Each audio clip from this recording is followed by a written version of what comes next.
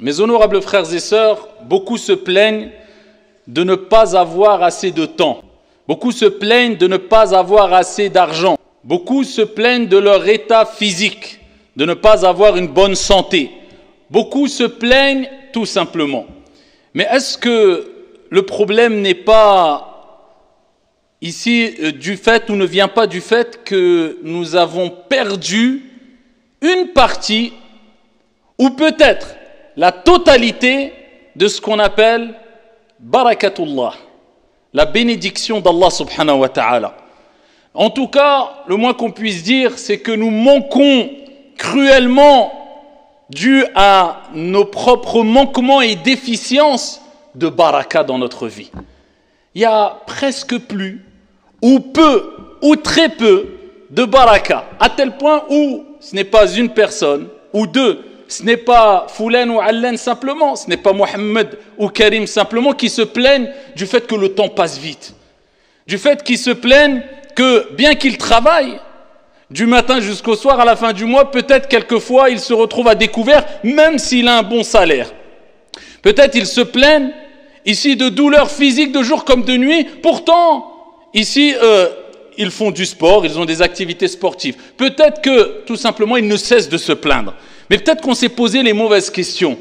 Au lieu de se dire, c'est peut-être parce que je fais pas assez de sport, peut-être que c'est parce que je dors pas assez, peut-être c'est parce que je travaille pas assez, donc je gagne pas assez, peut-être qu'il fallait se dire, peut-être que j'ai un manque de bénédiction, de baraka divine dans mon argent, dans ma santé, dans mon temps, dans ma famille, dans mes enfants, dans la vie de tous les jours, dans ma vie. C'est ce qui fait que les bienfaits ne perdurent pas, les bienfaits n'augmentent pas. Pourquoi? Parce qu'on est privé de baraka. Mais il faut bien comprendre qu'est-ce que le baraka. La baraka, c'est ce qu'on peut traduire en général par la bénédiction. Mais le sens du terme al-baraka, c'est az-ziyada, c'est l'ajout, c'est l'augmentation et la stabilité. C'est ça son sens. C'est-à-dire quand Dieu bénit ton argent, eh bien il y aura une certaine stabilité dans la quantité d'argent que tu as. Et plus que cela, une augmentation. En d'autres termes, eh bien, avec le peu d'argent que tu auras, tu pourras faire plein de choses. Avec le peu d'argent que tu as, eh bien, dans tous les cas, tu le ressentiras, tu sentiras. Tu pourras faire plein de choses avec cet argent-là. On dit que c'est de l'argent qui est béni parce qu'il a une source licite, parce que tu as cherché à acquérir cet argent de manière halal, licite. Et à côté, tu as des actions qui satisfont et qui ont satisfait ton Seigneur Tabaraka wa Ta'ala, qui a fait que Dieu a béni ton argent. Il y a des gens, voilà, il pèse pas 100 kilos, c'est pas 100 kilos de muscles, hein. Il est tout fin, tout maigre, tu le vois, miskin, comme on dit, il paye pas de mine, mais par contre, Allahumma barik, va faire le hajj avec lui. Wallahi, tu fais juste 3 tours du tawaf, tu es peut-être fatigué, et lui, il fait tous les jours de tawaf, plein d'énergie. Et on voit cela sur les personnes très âgées, quelquefois au pèlerinage. Pourquoi? Moubarak. Il est béni. Sa santé est bénie. Bien que toi, tu sois jeune, tu es 30 ans, Wallah, tu ne tiendras pas avec lui salat al-tarawih qui durera peut-être quelquefois dans certaines mosquées pendant 1 heure, 1 heure et demie. Pourquoi? Moubarak, al-baraka dans sa santé. Alors qu'il a peut-être 80 ans. Mais toi, tu as besoin d'une chaise. Ou alors tu trouves 1001 excuses pour ne pas prier salat al-tarawih parce que tu commences à avoir mal aux jambes. Pourquoi? Manque de baraka. Dans ton argent, il y a des gens qui touchent vraiment un minimum. Mais tous les jours, tu l'entendras dire « Alhamdulillah ». Et tu verras tout ce qu'il a fait avec son argent quand il arrivera à 40 ans, 50 ans, 60 ans. Il a fait le hajj, il a fait l'umrah, il a peut-être payé le hajj pour ses parents. Il a fait plein de choses. Il a éduqué ses enfants, il a eu plein d'enfants. Il a une personne qui a un salaire de je ne sais combien, 4 000, 5 000 euros. Peut-être qu'il n'aura pas fait le tiers de ce qu'il a fait. Tu n'as pas fait ton pèlerinage, Yahri? Ouais, mais tu sais, il faut mettre de côté parce que mais tu touches 4-5 000 euros, mon frère, et tu as voyagé partout, mais tes voyages, qu'est-ce qui te reste de tes voyages qui ne sont pas illicites en soi-même? Mais c'est des voyages simplement pour acquérir un certain repos mondain. C'est bien en soi, mais la priorité, elle était où? Elle n'était pas dans ton pèlerinage. Mais pourquoi tu ne l'as pas fait? Pas de baraka. Donc il va quitter ce monde alors qu'il avait de l'argent pour faire des choses bénies. Parce que le pèlerinage, c'est un endroit béni et tu fais des choses bénies et ici, il a mis en priorité ad-dunya. Donc, comment avoir cette baraka? Eh bien, il y a plusieurs moyens d'avoir cette baraka. afin de ne plus faire partie de ces personnes-là, comme je vous ai dit, qui ne cessent de se plaindre parce qu'ils ne ressentent rien. En fait, dans tout ce qu'ils font, il n'y a plus de goût, il n'y a plus de plaisir, ça ne dure pas, il n'y a pas de stabilité et il n'y a pas d'augmentation. C'est comme s'il y avait des trous dans ses poches. Tous les projets qu'il entreprend, ça n'aboutit pas, il n'y a pas de baraka. Comment atteindre la baraka de façon très résumée? Plusieurs manières, on pourra en parler plus d'une heure facilement. Mais de manière très rapide, incha'Allah ta'ala. La première des choses est dua, l'invocation. Demandez à Allah subhanahu wa ta'ala, car c'est Dieu, c'est une bénédiction divine. C'est Dieu qui accorde al-baraka. Dans ta santé, dans ta vie, dans ta famille, dans tes projets. Tu as besoin de baraka. C'est le tampon de réussite. C'est l'agrément. Wallah, tes projets, ils iront pas loin. Vous avez vu des gens qui sont dans l'illicite quelquefois. Ils ont beaucoup d'argent, tu dis celui-là. Mais t'entends 2 ans après, il est où? Soit il a eu un accident malheureusement, soit il est mort, soit il est en prison. Pas de baraka, ça dure pas. Non. El baraka, c'est quoi? La stabilité. Ça dure dans le temps. Et az-ziyada, l'augmentation. Eh bien, ici, ad-du'a. Demande à Allah subhanahu wa ta'ala de te bénir. Oh Allah, bénis, même en français. Oh Allah, bénis mon argent. Oh Allah, bénis ma santé. Oh Allah, bénis ma science. Oh Allah, bénis mon épouse, bénis mon époux, bénis mes enfants. Oh Allah, bénis mes projets. Oh Allah, j'ai besoin de ta bénédiction. Ad-du'a. Car le prophète Mohammed sallallahu alayhi wa sallam lui-même, il disait Allahumma barik li fima a'tayt. Oh Allah, bénis ce que tu m'as accordé.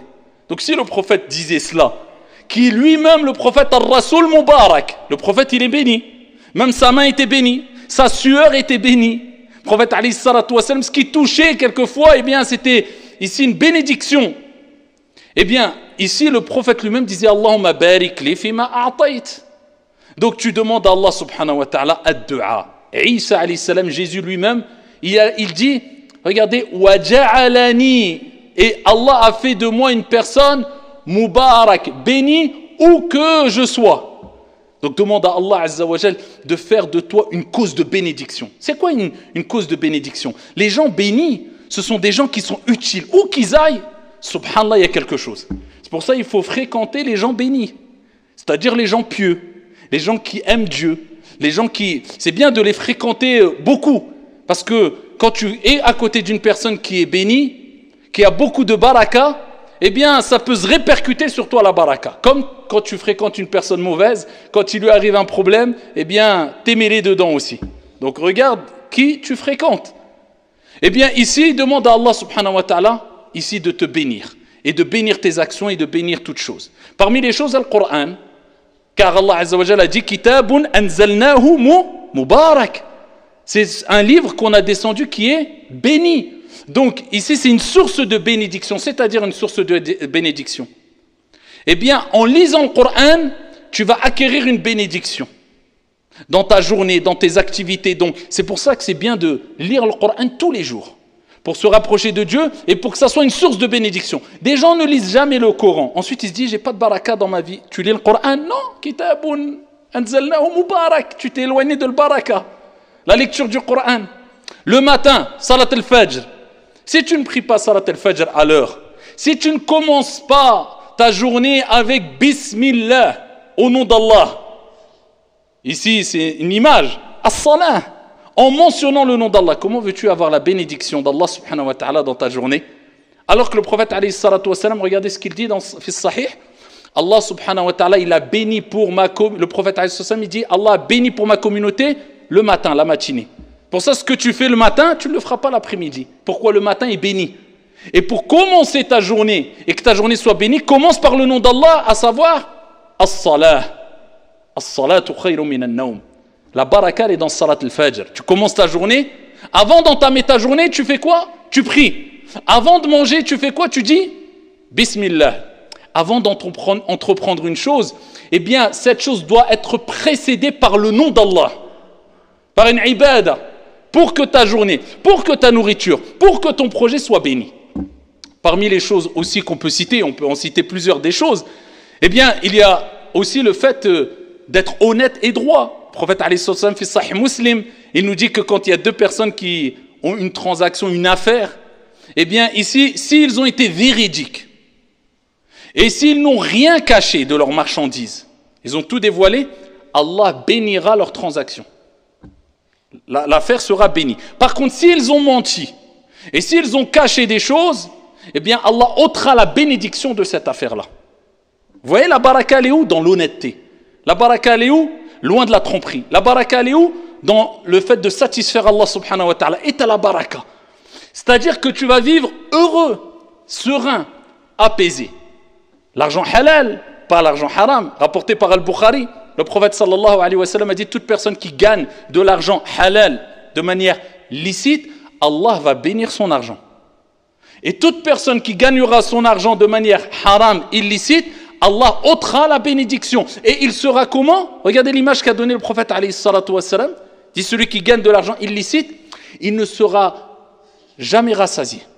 Comme celui qui mange sans être rassasié. Il donne une image, traduction du sens. Quelqu'un qui mange sans être rassasié, il ne sent pas la nourriture, il mange et il a toujours faim. Eh bien il dit: celui qui gagnera de l'argent haram, ça sera pareil. Pour ça, quelqu'un tu vas voir dans le haram qui a beaucoup d'argent, faites compte, qu'est-ce qu'il a fait de concret avec? Qu'est-ce qu'il a fait? Dans 5 ans, 7 ans, 8 ans, il ne lui restera rien, miskin. Même ça sera une source de malheur pour lui. Donc la baraka, elle se trouve aussi dans l'argent halal. Et d'en mettre dans ta vie comme priorité la religion. La religion n'est pas une option. La religion est une conviction. La religion est ma priorité. Et ensuite, le reste, toutes les activités mondaines, professionnelles, c'est bon, c'est important, et il faut que je consacre du temps, mais la priorité, c'est ma religion. Quand tu fais devancer pour Dieu ce que Dieu aime le plus, Dieu fera devancer pour toi ce qui est le meilleur pour toi en bénissant ton travail, tes activités et ta religion et ta vie d'ici-bas et de l'au-delà. Rétribution équitable. Donc c'est comme cela qu'on doit réagir. Donc demandez à Allah subhanahu wa ta'ala, de jour comme de nuit, de vous accorder al-baraka. Et faites tout ce qui est en votre possible pour acquérir cette baraka à travers, comme je vous ai dit, la prière, le bon comportement, à travers les bonnes actions, à travers le Coran, à travers la salat, à travers le dhikr. Et je terminerai avec ça aussi. Le dhikr, vous savez, vous connaissez le hadith de Fatima radiyallahu anha wa ardaha, fille du prophète, alayhi salatu wassalam, qui est venue voir le prophète. Elle a dit: à Rasulallah, est-ce qu'elle a demandé de l'aide, une servante pour l'aider dans ses tâches, dans ses activités? Parce que voilà, les tâches et les activités à l'époque, ce n'était pas comme aujourd'hui. Hein. Tu prends l'aspirateur, tu as juste à passer l'aspirateur sur le tapis. Tu veux de l'eau? Non, tu ne vas pas porter des seaux et faire des mètres, voire des kilomètres pour aller prendre de l'eau. Non, c'était très difficile. Et le prophète lui a dit: je vais te donner meilleur que cela. Vous connaissez le hadith, il lui a dit: avant de dormir tous les soirs, regardez, elle est où la baraka? Dans la santé, pour avoir de la force. Elle est dans le dhikr, dans l'évocation de Dieu, subhanallah. Elle est dans d'autres causes aussi, bien sûr, hein, dans le fait de faire du sport, de s'entretenir. Mais nous, en tant que croyants, on a cette conviction. Elle est dans le rappel de Dieu. Il lui dit: avant de dormir, tu dis 33 fois subhanallah, 33 fois alhamdulillah et 34 fois Allahu Akbar. Eh bien, après qu'elle ait mis en application cette recommandation prophétique, eh bien, elle n'a plus eu besoin d'aide. Alhamdulillah. Elle a eu une bénédiction telle que, eh bien, elle se suffisait d'elle-même. Elle n'avait plus besoin d'aide pour ses tâches ménagères et elle avait une facilité. Ça, c'est un conseil qu'on a à donner pour les hommes et pour les femmes, et particulièrement les femmes qui se plaignent quelquefois en disant: j'ai trop de tâches, de responsabilités à la maison, les enfants, etc. Eh bien, est-ce que tu as béni ta journée? Est-ce que tu as fait les causes pour que ta journée soit bénie? Est-ce que tu as fait du dhikr? Est-ce que tu as commencé par la prière à l'heure? Est-ce que tu as fait tes invocations du matin? Est-ce que tu as fait tes invocations du soir? Est-ce que tu as lu le Coran en priorité pour qu'il y ait une bénédiction dans ta journée? Si la réponse est oui, eh bien t'inquiète pas, ça va se faciliter pour toi. Les choses vont s'arranger. Si la réponse est non, eh bien c'est de ta faute. Tu as cherché où il ne fallait pas chercher l'aide et l'assistance et la force physique. Eh bien, Ali ibn Abi Talib, son mari, il a dit: depuis ce jour-là, je n'ai plus jamais délaissé cette invocation. Ali ibn Abi Talib radiyallahu anhu wa arda. Et pour terminer, et là je termine vraiment, n'oubliez pas, c'est taqwallahi tabaraka wa ta'ala qui est très important, à savoir s'éloigner des péchés et obéir à Allah au maximum. Plus tu obéiras à Allah, plus ta vie sera bénie. C'est pour ça qu'Allah dit dans le Coran: وَلَوْ أَنَّ أَهْلَ الْقُرَىٰ آمَنُوا وَاتَّقَوْا لَفَتَحْنَا عَلَيْهِمْ بَرَكَاتٍ مِنَ السَّمَاءِ وَالْأَرْضِ وَلَكِنْ كَذَّبُوا. Allah a dit: si les habitants des cités avaient cru et étaient pieux, avaient adoré Allah, avaient obéi, nous aurions certainement ouvert pour eux les bénédictions du ciel et de la terre. Mais ils ont démenti, alors on les a saisis pour ce qu'ils avaient acquis. Donc la baraka, elle est dans l'obéissance d'Allah subhanahu wa ta'ala.